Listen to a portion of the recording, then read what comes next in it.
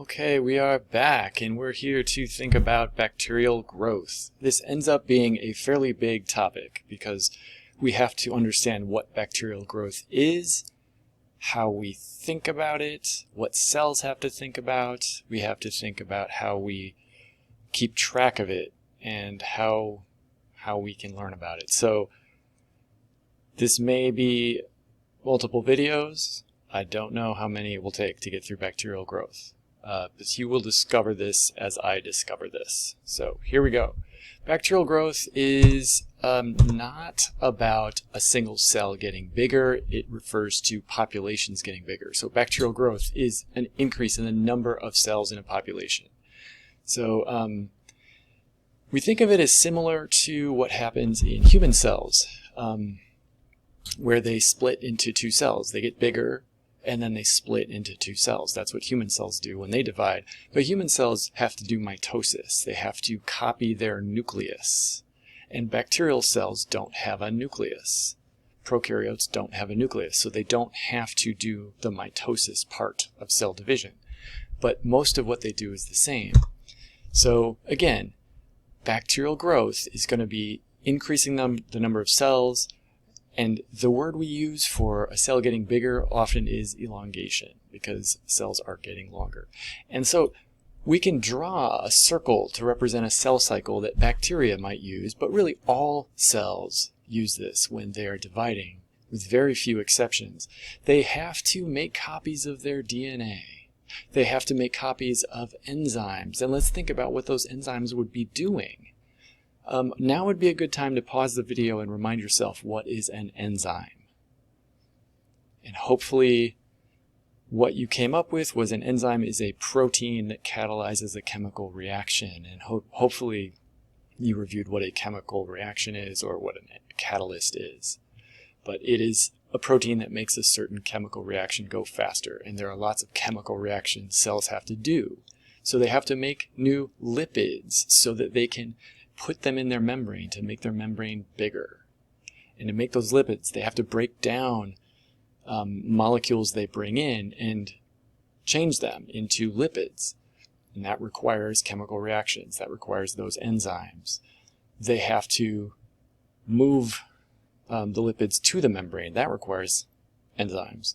They have to make the pieces of peptidoglycan. That requires chemical reactions. They have to put them together into peptidoglycan and put them into the cell wall. They actually have to cut little holes in the cell wall and stitch in new pieces of peptidoglycan. That requires a whole lot of enzymes. So they have to make all those enzymes and then do all of those things to make the cell bigger. The cell has to be roughly twice as big as a cell normally would be before it can put half the DNA on one side, half on the other, roughly put half the enzymes on one side, half on the other, and then split into two cells. So generally, elongation happens. The cell copies its DNA. It makes a whole lot of enzymes. It becomes bigger. It does what it needs to become a bigger cell. It elongates, and then it splits into two cells. That splitting into two cells is called binary fission. Binary fission. So fission means breaking, and binary means two parts, something like that. So binary fission is breaking into two parts. So keep this in your mind. Bacterial growth is a word we use a lot, or a phrase we use a lot, and it means the population of cells getting bigger. So the number of cells gets bigger. That's bacterial growth. So the cell cycle, so to speak. All right, so when cells divide, they typically take a distinctive amount of time to do it. Each cell under a certain condition is going to take a predictable amount of time to divide, to grow into a bigger cell, form a septum, and split into two cells. Some species do this quickly, some do it slowly, and depending on the environmental conditions, they may do it slower or faster. But the point is, we can measure how long it takes for them to do that. So we're going to take a quick detour here. We are going to think about some of the math we're going to need. And that's because After the detour, I'm going to go on a longer detour where I just really explain everything about doubling time and how to graph it and everything about that in kind of a little mini lecture. And I don't want to break that up, but I did think it was important to add some slides and stuff about scientific notation.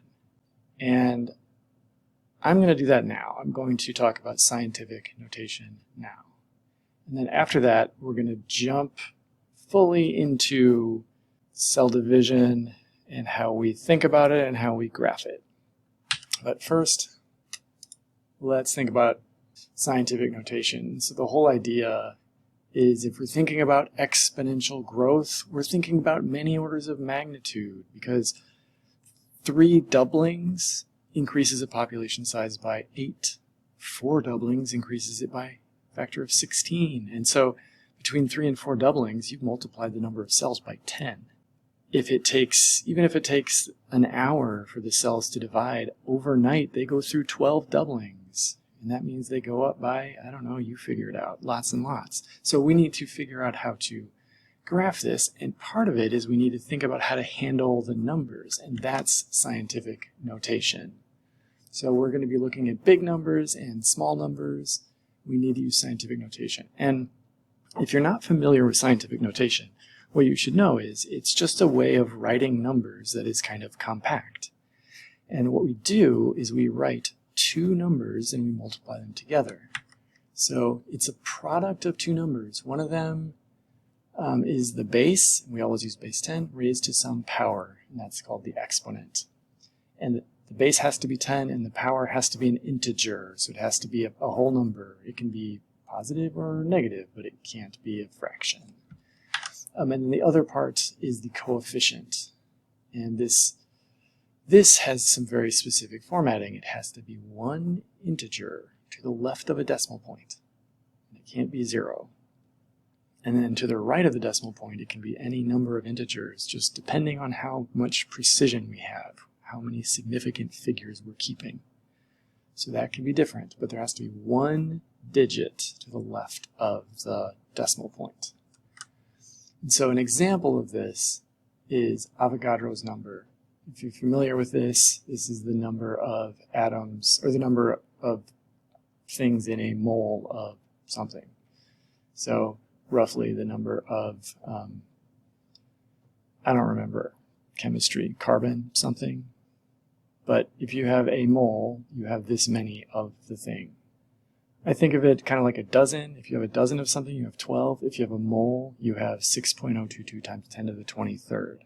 So that's written in scientific notation. Here you have the base, 10. The exponent is 23. And the coefficient is 6.022. You can find this number with more precision where there are more digits, but usually it's just something like this. Okay, cool. So why do we use scientific notation? Well, this number is a great example.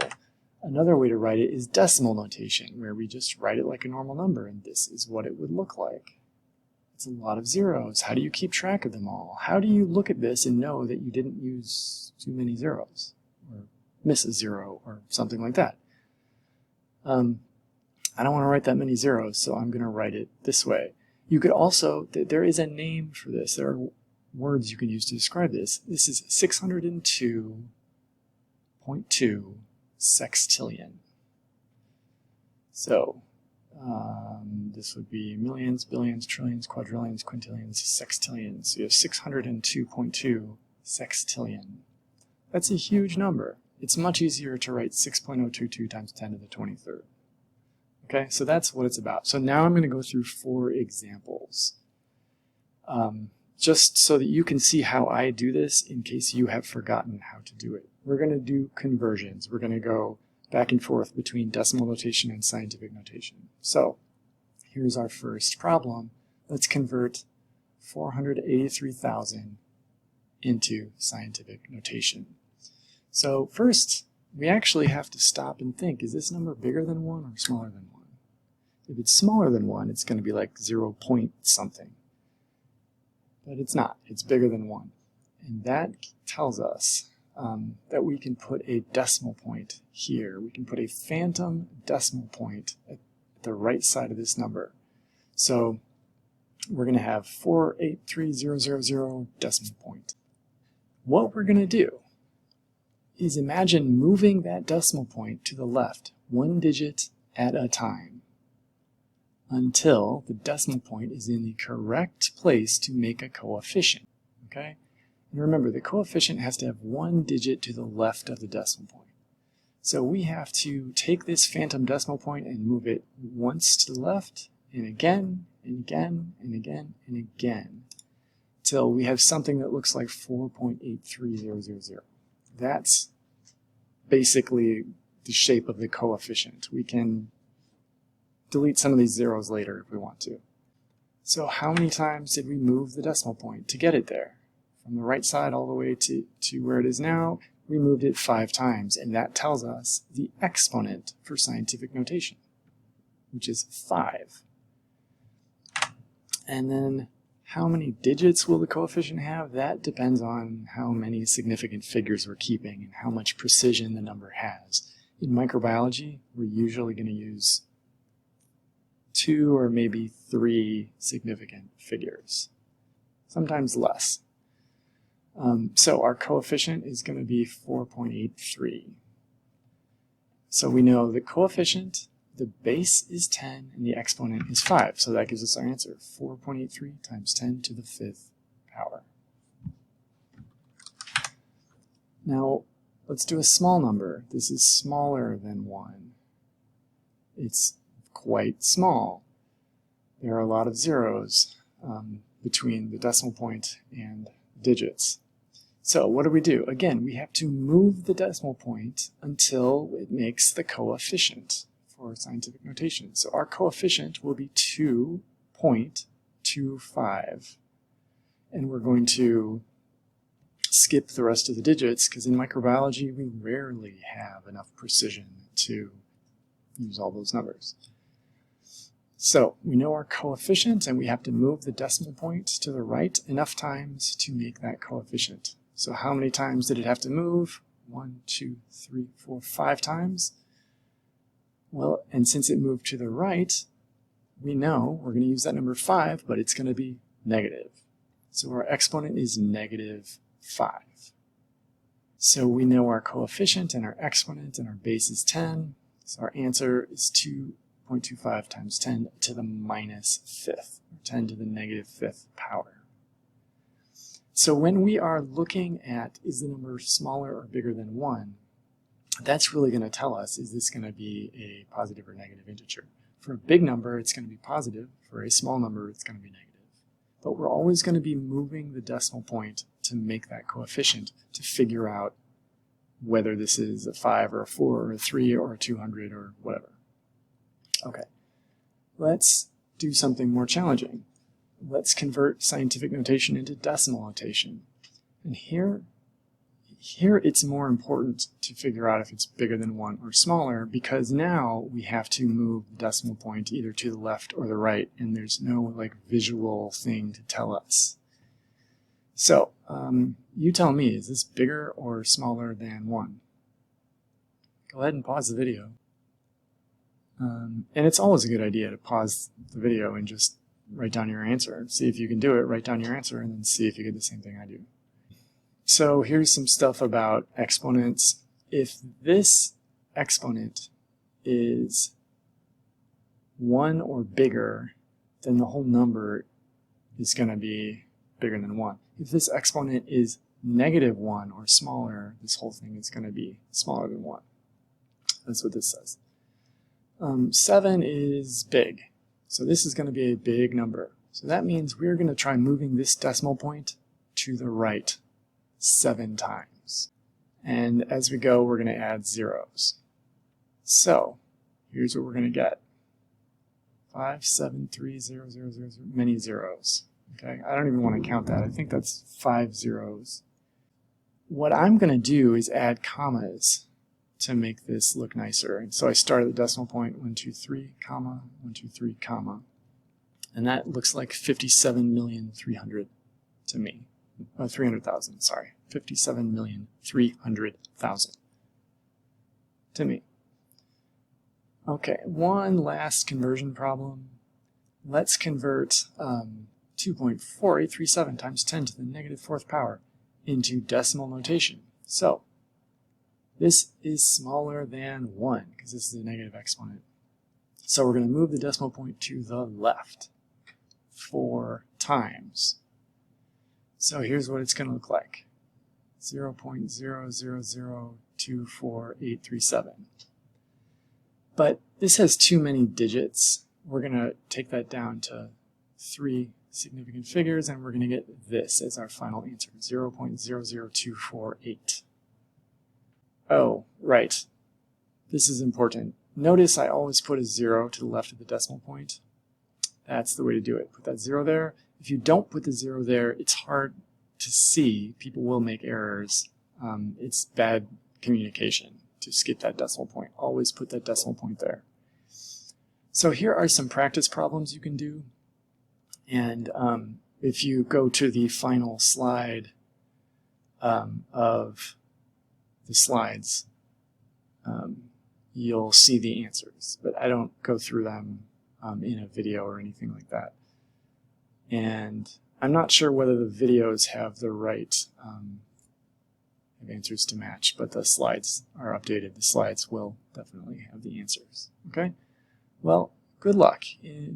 As we continue from this point, we're going to think about growth and graphing it. And what you will find is that when we eventually get to the kinds of graphs we're going to use, the axes will be labeled in scientific notation. So you'll need a way of understanding that. So this may take practice, or maybe you're already good at it, but either way, we're going to move on to another topic now. So let's look at an example, and let's look at how we would graph it. So I'm going to give you a famous example of the bacterial species Clostridium perfringens. Clostridium perfringens is a little bit famous because it set a record for doubling time. So it was known to have the fastest doubling time. Ooh, good idea. Hey, real quick, would a fast doubling time be a low number or a big number? Go ahead, pause the video, think about that, and once you're confident, come back. Okay, so again, the doubling time is the time it takes a cell to divide into 2 cells. So if it could do it quickly, it's a shorter doubling time. So a fast doubling time is a short doubling time. Back in the 1960s, it caused a massive outbreak of food poisoning at the University of Wisconsin, and the University of Wisconsin, very close to where that happened, had some of the top microbiology researchers in the world, and they were very curious about what caused it, and they learned a lot about it, including the fact that this bacterium, which caused the food poisoning, could double in 7 minutes. And that was the fastest of any known organism could double. It still is among, I'm sure, the fastest anyone has ever found.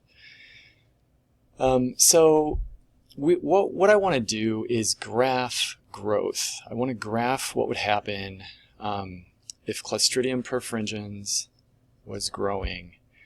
And so on the, let's see, we'll move this over here.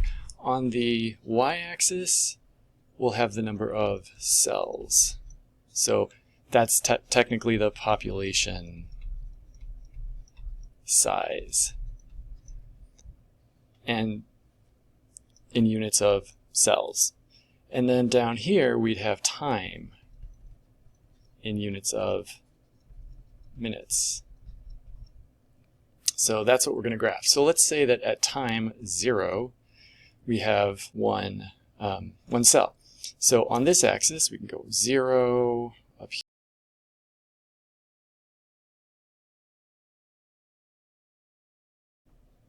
Sorry, I'm writing over my own writing.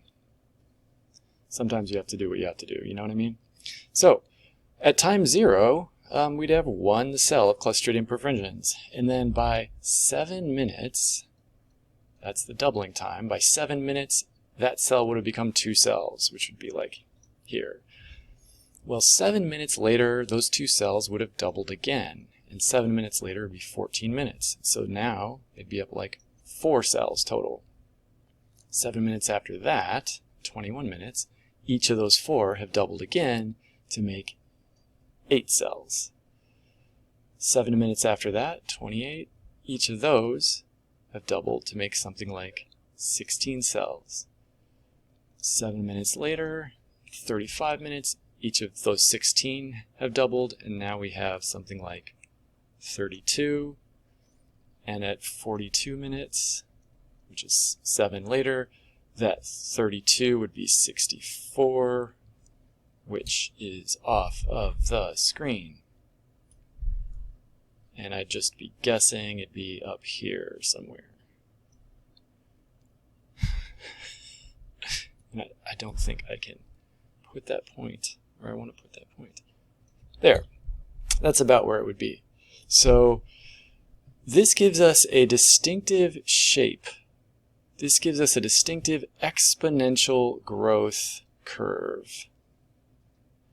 And what we notice about the exponential growth curve, wow, I really messed that up. Hey, it's the exponential growth curve.